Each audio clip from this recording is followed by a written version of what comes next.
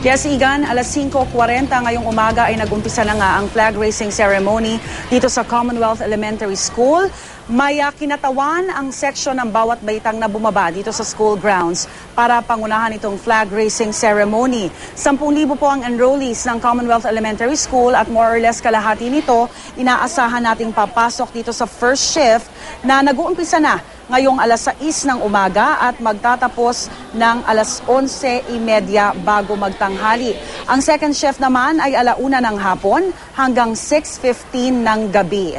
At good news po dahil 4 na bagong classroom ang inaasahan nating magagawa ngayong linggo. Madadagdagan po ang 77 classroom na meron na ang Commonwealth Elementary School. So yung dating 60 estudyante kada klase, mababawasan po ito, magiging 55 estudyante kada klase na lamang. Ang panawagan lang po ng school administration, medyo kulang yung ating mga guro, lalong-lalo na sa kindergarten.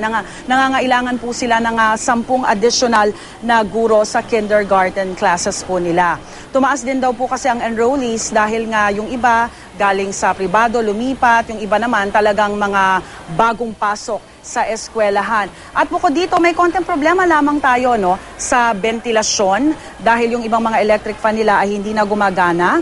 At bukod doon, yung problema kahapon sa upuan, medyo nagkulang kasi yung upuan ng mga estudyante dito sa Commonwealth Elementary School. Nasolusyonan na po yun, medyo nagkaroon lang ng delay sa delivery. At patuloy pa rin po ang pagdating ng ating mga estudyante. Yung iba ay nagpahatid sa kanilang mga magulang.